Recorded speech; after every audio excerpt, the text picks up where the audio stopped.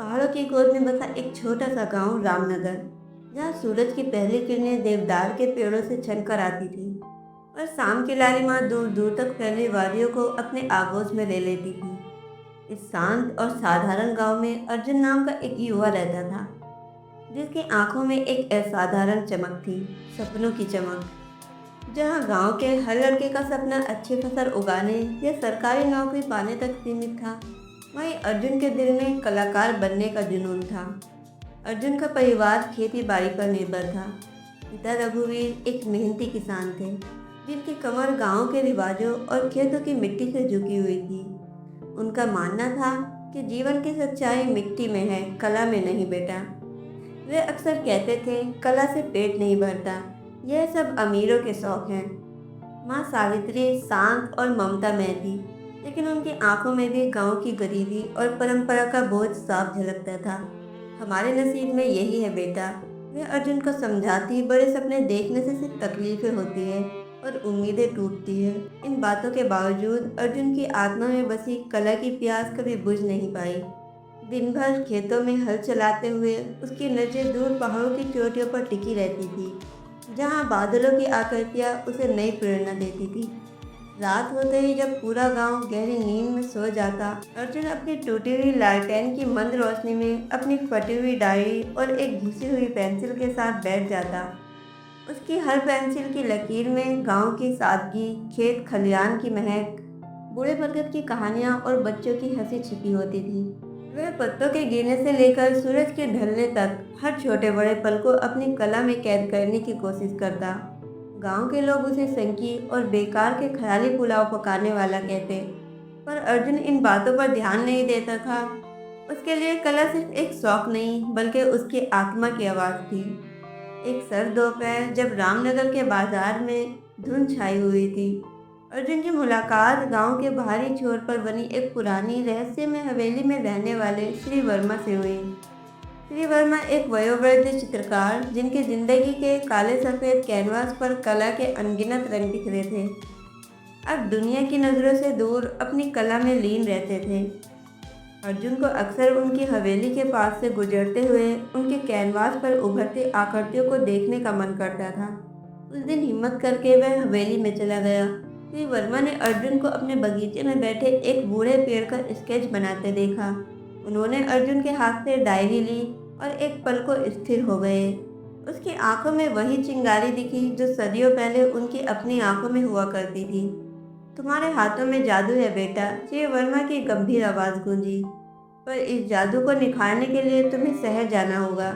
रामनगर की सीमाएं तुम्हारी कला के लिए बहुत छोटी है। शहर का नाम सुनते ही अर्जुन के मन में एक साथ डर और उत्साह की लहर दौड़ गई। वह जानता था कि शहर बड़ा और निर्दयी हो सकता है, लेकिन श्री वर्मा के शब्दों ने उसे एक नई दिशा दी।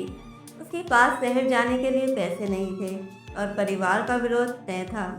जब उसने माँ से बात की तो माँ की आंखों में पहले तो चिंता के आंसू आए, पर अर्जुन के चेहरे पर बसे अटूट विश्वास को देखकर उनका दिल पिघल गया।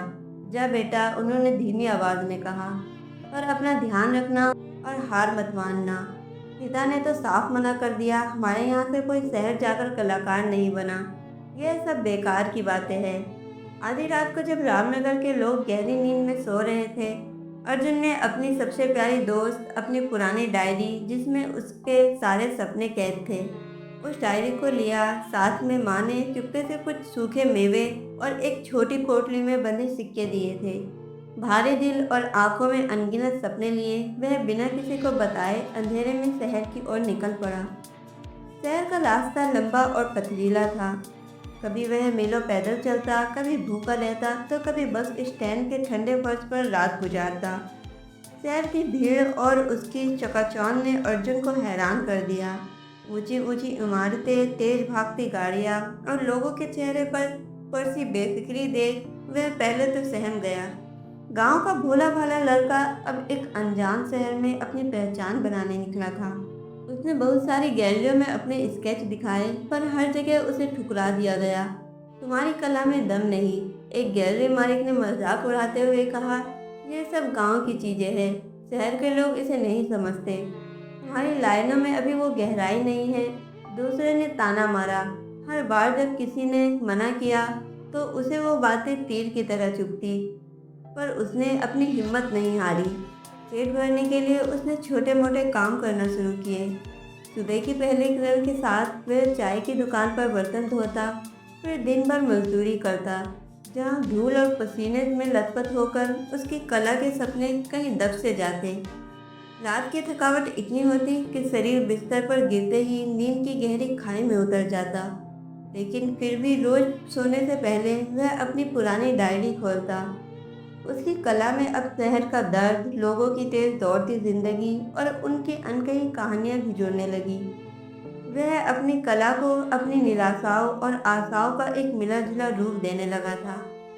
एक दिन जब वह शहर के एक हरे भरे पार्क में एक बूढ़े भिखारी का स्केच बना रहा था, एक महिला उसके पास आई। वह थी सोनम गुप्ता, शहर की सबसे प्रसिद्ध कला समीक्षक, जिनकी एक टिप्पणी किसी भी कलाकार का भविष्य बदल सकती थी। सोनम गुप्ता ने अर्जुन के स्केच को ध्यान से देखा। उनकी आंखों में वही पहचान की चमक थी जो श्री वर्मा ने देखी थी। ये तो जीवन है। उन्होंने गहरी सांस लेते हुए कहा, तुम्हारी कला में सच्चाई है बेटा। इसमें मिट्टी की खुशबू है और संघर्ष की कहानी। सोनम गुप्ता ने अर्जुन को एक छोटी सी आर्ट एग्जीबिशन में अपनी कला को दिखाने का मौका दिया। अर्जुन के लिए यह एक सपने जैसा था। उसने दिन रात एक कर दिया, अपनी सारी मेहनत और लगन से अपनी ड्राइंग्स तैयार की। हर लाइन में उसकी संघर्ष की कहानी और भविष्य की उम्मीदें थी। एग्जीबिशन के पहले दिन हॉल पूरी तरह से खाली था। कोई नहीं आया। अर्जुन का दिल टूट गया। उसकी आंखों में आंसू झलक आए। उसे लगा कि उसके सारे सपने अब बिखर जाएंगे। सोनम गुप्ता ने उसके कंधे पर हाथ रखा और समझाया, सफलता एक रात में नहीं मिलती अर्जुन, धैर्य रखो। तुम्हारी कला सच्ची है और सच्चाई कभी छिपती नहीं। अगले दिन शहर के एक स्थानीय अखबार में उसकी एग्जीबिशन के बारे में एक छोटा सा लेख छपा। लेख में उसकी असाधारण सादगी और दिल को छू लेने वाली सच्चाई की तारीफ की गई थी। धीरे धीरे लोग आने लगे। उसकी कला में गांव की सादगी और शहर की जटिलता का अद्भुत मिश्रण था, जिसने लोगों को मंत्रमुग्ध कर दिया। उसकी एक पेंटिंग जिसमें एक बूढ़ा किसान अपने खेत में काम कर रहा था और उसकी झुकी हुई कमर में पूरे जीवन का संघर्ष दिख रहा था, वो विशेष रूप से सराही गई। लोग उसके सामने खड़े होकर घंटों उस पेंटिंग को निहारते रहे। एग्जीबिशन के आखिरी दिन एक बड़ा और नामी आर्ट डीलर मल्होत्रा साहब वहां आए। उन्होंने अर्जुन की हर पेंटिंग को गौर से देखा।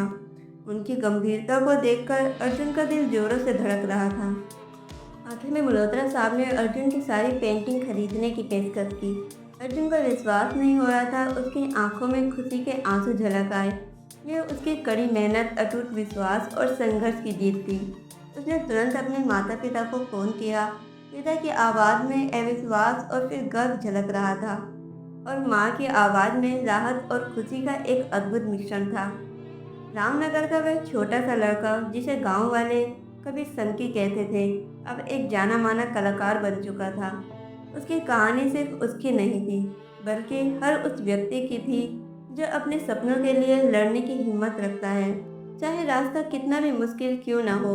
उसकी कला अब सिर्फ रंगों और रेखाओं का खेल नहीं थी, बल्कि संघर्ष, धैर्य और उम्मीद की एक ऐसी कहानी थी जो कभी भूली नहीं जा सकती थी, और जो बताती थी कि अगर दिल में सच्चा जुनून और आंखों में उम्मीद की किरण हो तो कोई भी सपना असंभव नहीं है। तो दोस्तों, ये थी अर्जुन की कहानी। आपको यह कहानी कैसी लगी हमें कमेंट में ज़रूर बताएं, और वीडियो को एक लाइक और चैनल को सब्सक्राइब करना ना भूलें। मिलते हैं ऐसे ही किसी नई कहानी में। वीडियो को अंत तक देखने के लिए आपका बहुत बहुत धन्यवाद।